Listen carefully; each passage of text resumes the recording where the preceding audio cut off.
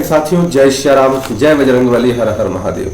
मित्रों, आज श्री रामचरितमानस अक्षरशः कथा ज्ञान यज्ञ के पृष्ठ संख्या 657 लंका कांड के दोहा संख्या 37 से आगे हम लोग बढ़ेंगे।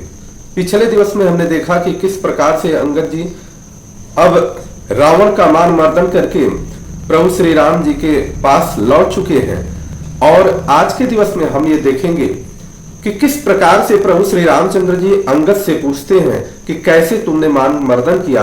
अंगद जी किस तरह का जवाब देते हैं और लंका के ऊपर किस प्रकार से प्रभु के आदेश के हिसाब से चारों ओर से चढ़ाई कर दी जाती है और क्या क्या पराक्रम होता है, इस पर हम लोग सुनने समझने का प्रयास करेंगे। और सारे में एक सुंदर रहस्य, जिस रहस्य को भी हम समझने का प्रयास करेंगे कि प्रभु श्री राम जी के शरणागत जितने भी लोग हैं वह पूर्ण सुरक्षित हैं और प्रभु श्री राम जी से विमुख जो है वो असुरक्षित हैं। आज की कथा, अंतिम दिन वाली कथा जो लंका में तहस नहस हो जाएगा, उससे जरूर जुड़ेगी, क्योंकि वही राक्षस जो मारे जाएंगे क्यों जिंदा कर दिए जाएंगे, इसका भी समझने का प्रयास। हमें श्री रामचरितमानस को सुनना, समझना और लोगों तक पहुंचाने का प्रयास करना चाहिए। प्रभु श्री राम जी की ये भी एक प्रकार की भक्ति ही है, सनातन संस्कृति का ये भी एक प्रकार से सेवा ही है। आइए, गोस्वामी जी लिखते हैं कि नारी वचन सुनि विसिख समाना, सभा गया ऊँची होत बिहाना, बैठ जाई सिंहासन फूली, अति अभिमान त्रास सब भूली।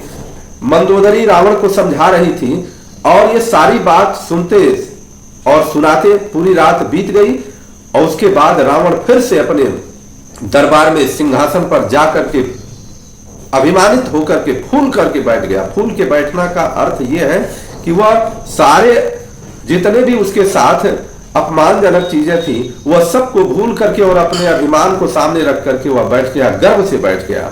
और यहाँ राम अंगद ही बोलावा, या चरण पंकज सिरुनावा, अति आदर समीप बैठारे, बोले बिहसी कृपाल खरारी। यहाँ सुबेल पर्वत पर श्री राम जी ने अंगद जी को बुलाया और अंगद जी जो ही सूचना पाए तुरंत आकर के और प्रभु के चरणों में मस्तक नवाया और प्रभु ने उनको अपने बगल में बैठाया।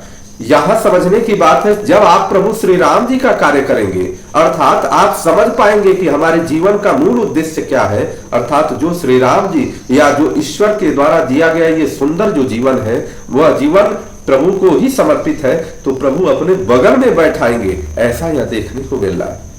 और उसके बाद प्रभु हंस करके पूछ रहे हैं कि बाली तनय कौतुक अति मोहि, तात सत्य कहूं पूछऊं तो ही। हे बाली के पुत्र, मुझे बड़ा कौतूहल हो रहा है कि हे तात, इसी से मैं तुमसे पूछता हूं, सत्य कहना क्या कि रावण जातु धान कुल टीका, भुजबल अतुल जासु जगली का। जो रावण राक्षसों के कुल का तिलक है और जिसके अतुलनीय बाहुबल की जगत भर में धाक है, अर्थात जगत भर में उसका प्रशंसा होता है। तासु मुकुट तुम्हें चारी चलाए, कहूं तात कवनी विधि पाए। उसके 4 मुकुट को तुमने हमारे पास भेजा, हे तात सही सही बताओ कि ये चारों मुकुट तुम पाए कैसे उनके यहां से। तो अब अंगद जी बड़ी विनम्रता से कह रहे हैं कि सुर सर्वज्ञ प्रणत सुखकारी, मुकुट न होहि भूप गुणचारी। हे प्रभु सुनिए, आप तो सब जानते हैं यह मुकुट नहीं था, यह तो किसी भी राजा के 4 गुण होते हैं, और जब चारों गुण उस राजा से हट जाते हैं तो फिर समझिए वह इसी प्रकार से वहां से हटा दिया जाता है। और क्या गुण होते हैं कि साम दान अनुदंड विभेदा, नृपौर बसहि नाथ कह वेदा। वेद ऐसा कहते हैं हे नाथ कि साम दान दंड भेद ये चारों राजा के हृदय में बसते हैं। ये नीति धर्म के 4 सुंदर चरण है। नीति धर्म के चरण सुहाए, अस जिय जान नाथ पहियाए। किंतु रावण में धर्म का अभाव है। नीति धर्म का ये 4 सुंदर चरण है, परंतु रावण में धर्म का अभाव है, ऐसा जी में जानकर हे नाथ ये सब आपके पास हो गए। अर्थात जिसके पास धर्म का अभाव होगा वह साम दान दंड भेद से अभावित हो जाएगा, अर्थात वो अपने आप चला जाएगा और उसका श्री समाप्त हो जाएगा, राजश्री समाप्त हो जाएगा, सत्ता समाप्त हो जाएगा। यही कारण है कि जो भी शंकर जी और प्रभु श्री राम जी के शरण में रहता है वह उसके अंदर साम दान दंड भेद ये चारों उसके हृदय में रहते हैं और उसकी सत्ता बनी रहती है। धर्महीन प्रभु पद विमुख काल विवश दस शीस, ते ही परिहरि गुण आए सुनहु कौशलाधीश। दशीस रावण धर्महीन प्रभु के पद से विमुख और काल के वश में है, इसलिए हे कौशलराज सुनिए, वे गुण रावण को छोड़कर आपके पास आ गए। धर्महीन का अर्थ धर्म को समझ ही नहीं पा रहा है कि हमारा नीति और धर्म क्या कहता है। हमने अपने प्रजा के साथ कौन सा ऐसा बीज बो दिया, अब इनका नाश होने वाला। प्रजा की सुरक्षा के लिए क्या होती है, नारी की सुरक्षा के लिए क्या होती है, पूरे जगत की सुरक्षा के लिए क्या होते हैं, जिस जगह पर हम राज्य कर रहे हैं वहां की सुरक्षा के लिए हमारा क्या धर्म कहता है। इस धर्म को रावण के पास अभाव देखा हमने, इसलिए ये सारे नीति आपके पास चले आए। परम चतुरता श्रवण सुनी बिहसे राम उदार, रवा समाचार पुनि सब कहे गण के बाली कुमार। अंगद की परम चतुरता कानों से सुनकर उदार श्री रामचंद्र जी हंसने लगे और फिर बालीपुत्र के किले, लंका के किले के सारे समाचार जैसे जैसे इन्होंने किया था सबके सब समाचार क्रमशः प्रभु को बता डाले। रिपु के समाचार जब पाए राम सचिव सब निकट बोलाए। रिपु के अर्थात शत्रु का जब समाचार उनको मिल गया कि अब ये संधि नहीं कर सकता या अब बात नहीं मानेगा, तो उन्होंने अपने मंत्रियों को बुलाया, सचिव को बुलाया, क्या और क्या कहे, लंका बाके चारी दुआरा के ही विधि लागी करहु बिचारा। लंका में कहा उन्होंने कि 4 बड़े बड़े विकट दरवाजे हैं, अब इस पर आप लोग चिंतन करिए कि उन पर किस प्रकार आक्रमण किया जाए, इस पर विचार करिए। जब इतनी बात कही प्रभु ने, तो तब कपीस रिक्षे सविभीषण सुमेरे हृदय दिन कर कुलभूषण। कर विचार तीन मंत्र दृढ़ावा चारि अनीक पिकट कुबनावा। तब वानर राज सुग्रीव, ऋक्षपति जामवंत और विभीषण ने हृदय में सूर्य कुल के भूषण श्री राम जी का स्मरण किया। देखिए कोई भी त्वरित वो निर्णय नहीं दे रहे, वो सारे लोग प्रभु का स्मरण कर रहे हैं कि प्रभु ये जो मैं बोल रहा हूं सब आप ही के द्वारा ये सब निर्देशित है। स्मरण करते हैं और विचार करके उन्होंने कर्तव्य निश्चित किया। वानरों की सेना का 4 दल बना दिया और चारों तरफ से आक्रमण करने के लिए व्यवस्था बना दिया। जथा जोग सेनापति कीन्हे जूथप सकल बोली तब लीन्हे। प्रभु प्रताप कहि सब समुझाए सुन कपि सिंहनाद करिधाए। और उनके लिए जथा युग जो जैसा था उस प्रकार का उन लोगों ने सेनापति नियुक्त कर दिया। फिर सब युद्धपतियों को बुला लिया और प्रभु का प्रताप कहकर सबको समझाया, जिसे सुनकर वानर सिंह के समान गर्जना करने लगे और कहने लगे जय श्री राम का वो जय घोष करने लगे। हर्षित राम चरण सिर नावहि गहि गिर शिखर वीर सब धावहि। गरजहि तरजहि भालू कपीसा जय रघुवीर कौशलाधीसा। वे हर्षित होकर श्री राम जी के चरणों में सिर नवाते हैं और पर्वतों के शिखर ले लेकर सब वीर दौड़ते हैं। कौशलराज श्री रघुवीर जी की जय हो पुकारते हुए भालू और वानर गरजते हुए ललकारते हैं। जानत परम दुर्ग अति लंका प्रभु प्रताप कपि चले असंका। घटा टोप करि चहु दिश घेरी मुखई निशान बजावहि भेरी। लंका को अत्यंत श्रेष्ठ किला जानते हुए भी वानर प्रभु श्री राम जी के प्रताप से निडर होकर चले। चारों ओर से घिरी हुई बादलों की घटा की तरह लंका को चारों दिशाओं से घेर करके मुंह से ही डंके और भेरी बजाने लगे। अर्थात उनके पास कोई यंत्र तो था नहीं, वो सभी लोग मुख से ही अपना उपयोग करने लगे और डंके और भेरी बजाने लगे।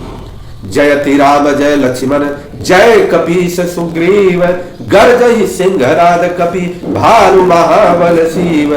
महान बल की सीमा में वानर भालू के सिंह के समान ऊंचे स्वर से श्री राम जी की जय, लक्ष्मण जी की जय, वानर राज सुग्रीव की जय ऐसी गर्जना करने लगे। लंका भयउ कोलाहल भारी सुना दशानन अति अहंकारी। देखो बनरन केरी झिठाई बिहसी निशाचर सेनी बोलाई। लंका के चारों तरफ जब रावण ने कोलाहल सुना तो उन्होंने कहा कि ये अहंकार से युक्त होकर के कह रहा है। सारे राक्षसों को बुलाया और कहा कि देखो इन बंदरों की ढिठाई कितनी है कि आकर के यहाँ पर उत्पात मचा रहे हैं। अब तुम लोग क्या करो। आए की सकाल के प्रेरित हुआ वक्त सब निश्चर मेरे अस कही अट्टहास सठ की ना गृह बैठे आहार विधि दीना। राक्षसों से कह रहे वंदर काल की प्रेरणा से चले आए। मेरे राक्षस सभी भूखे हैं, विधाता ने इन्हें घर बैठे ही भोजन भेज दिया है। ऐसा कहकर उस मूर्ख ने अट्टहास किया, बहुत जोर से हंसा और फिर क्या कहता है। सुभट सकल चारि हुदिसि जाहू धरि धरि भालू की सब खाहू। हे वीरो, रावण कहता है हे वीरो सुनो, चारों दिशाओं में जाओ और ऋक्ष वानर सबको पकड़ पकड़ करके खा डालो। उमा रावण यस अभिमाना जिमिट्टी खग सूत समाना।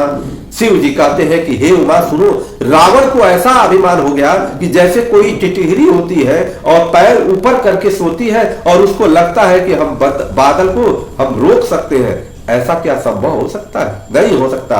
चले निशाचर आय सुमागी गही कर भिड़पाल बरसागी तो भर मुदगर परसु प्रचंडा सूल कृपान परिग गिरिखंडा।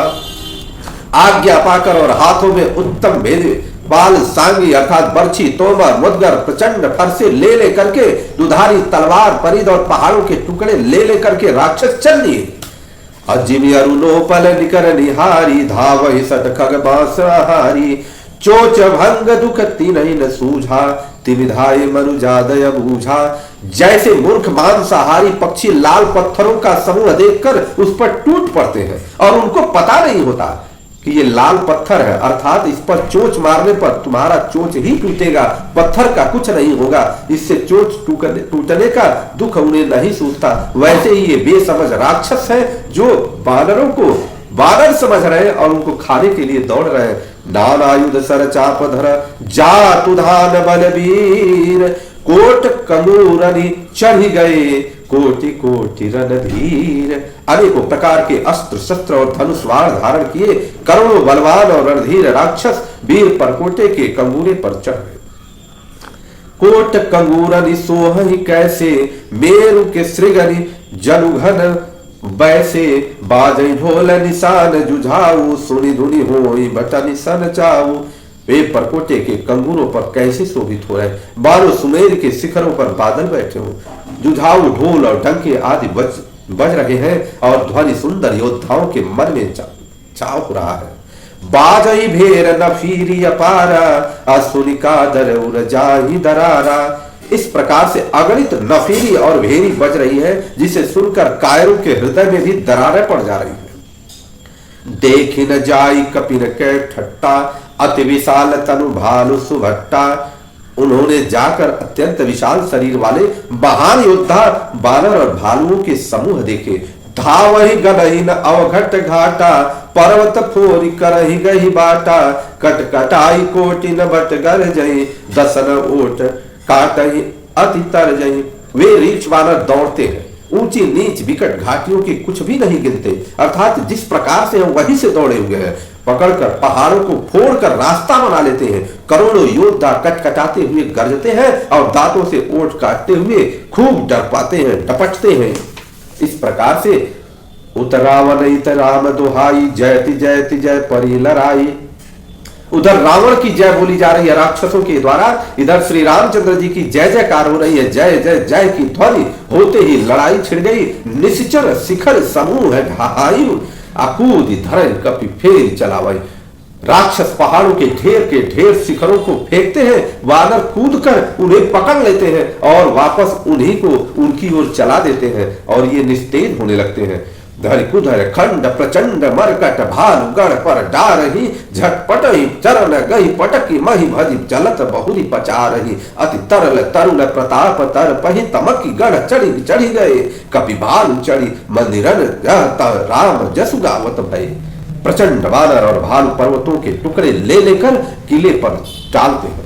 वे झपटते हैं और राक्षसों के पैर पकड़कर उन्हें पृथ्वी पर पटक करके भाग चलते हैं और फिर ललकारते हैं। बहुत ही चंचल और बड़े तेजस्वी वानर भालू बड़ी फुर्ती से उछलकर किले पर चढ़ चढ़कर चढ़ जाते हैं और जहां तहां महलों में घुसकर श्री राम जी का यश गाने लगे और लोगों से गवाने लगे। एक हुए पुण्य से चढ़ गई, पुनि कपि चले पर आई, ऊपर आप हेठ बट गिरहि धरनी पर जाई। फिर एक एक राक्षस को पकड़कर वे बानर भाग चले। ऊपर आप और नीचे राक्षस योद्धा इस प्रकार वे धरती पर आ गिरते हैं, अर्थात उनको पकड़ते भी हैं तो ऊपर से गिरते हैं धरती पर और नीचे राक्षस को रख कर देते हैं और अपने ऊपर होते हैं, जिसके कारण उनका नाश हो जाता है। राम प्रताप प्रबल कपि जूथा, बरदहि निशिचर सुबट बरूथा, चढ़े दुर्ग पुनि जहत बानर, जय रघुवीर प्रताप दिवाकर। श्री राम जी के प्रताप से प्रबल वानरों के झुंड राक्षस योद्धाओं के समूह योद्धाओं को मसल रहे हैं। वानर वीर जहां तहां किले पर चढ़ गए और प्रताप के सूर्य के समान श्री रघुवीर की जय बोलने लगे। चले निशाचर निकर पराई, प्रबल पवन जिन घन समुदाई, हाहाकार भयं पुर भारी, रोवहि बालक आतुर नारी। इस प्रकार से राक्षसों के झुंड अब वैसे ही भाग चले जैसे जोर की हवा चलने पर बादलों के समूह तितर बितर हो जाते हैं। लंका नगरी में बड़ा भारी हाहाकार मच गया। बालक, स्त्रियां और रोगी रोने लगे। जब मिली देहि रावण हिगारी, राज करत यही मृत्यु हकारी, निज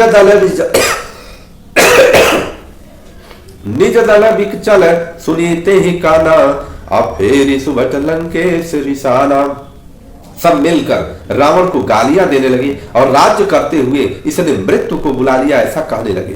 रावण ने जब अपनी सेना को विचलित होना देखा, कानों से सुना, तो योद्धाओं को लौटाकर वह क्रोधित होकर के बोला क्या कि जो रन अभिमुख सुना मैं काना, सो मैं हतब कराल कृपाना, सर्व सुखाई भोग करिनाना, समर भूमि पै बल्लभ प्राणा। मैं जिसे रण से पीठ देखकर भागा हुआ अपने कानों से सुनूंगा, उसे स्वयं भयानक दुधारी तलवार से मारूंगा।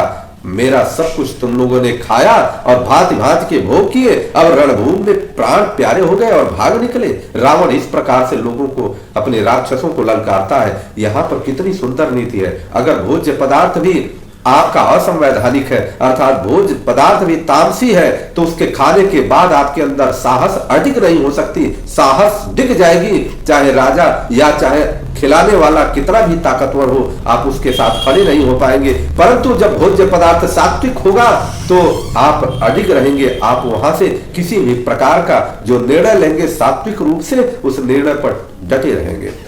ऐसा अब रावण की स्थिति ये हो गई। अब ऐसा हुआ होगा जैसा कि अब जितने राक्षस से सोचे कि अब इससे मरने से तो बढ़िया है राम जी के हाथों ही मर जाए या राम जी के सेना के हाथों मर जाए, वैकुंठ मिलेगा, ऐसा सोच करके फिर वह रिटर्न हुए और फिर वह लौटते हैं। उग्र वचन सुनि सकल डराने, चले क्रोध करि सुबट लजाने, सन्मुख मरन वीर कै शोभा, तब तिन तजा प्राण कर लोभा। रावण के कठोर वचन सुनकर सब वीर डर गए और लज्जित होकर क्रोध करके युद्ध के लिए लौट चले। रण में सन्मुख युद्ध में मरने से वीर की शोभा होती है, ऐसा सोच करके उन्होंने प्राणों का लोभ छोड़ दिया और फिर से युद्ध में वो भिड़ गए। बहु आयुध धर सुभट सभा, भीर ही पचारी पचारी, अब व्याकुल किए भालु कपि, परिघ त्रिशूल मारी। बहुत से अस्त्र शस्त्र धारण किए, सब वीर ललकार ललकार कर भिड़ने लगे। उन्होंने परिघों और त्रिशूलों से मार मार कर सब ऋक्ष वानरों को व्याकुल कर दिया, अर्थात अब ये उग्र हो रहे हैं।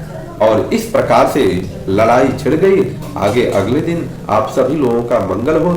आज के दिवस में यही है कि जब आप सात्विक भोजन करेंगे तो आपके अंदर सात्विकता रहेगी और आप अपने निर्णय पर डिगेंगे नहीं, क्योंकि निर्णय भी सात्विकता रहेगी, सात्विकता से पूर्ण रहेगी। और जब आपका भोजन रहन सहन भोग तामसी होगा तो आप अपने निर्णय से हट जाएंगे। आज की कथा का मूल सार यही है, जैसा कि रावण की सेना भागना प्रारंभ कर दी थी।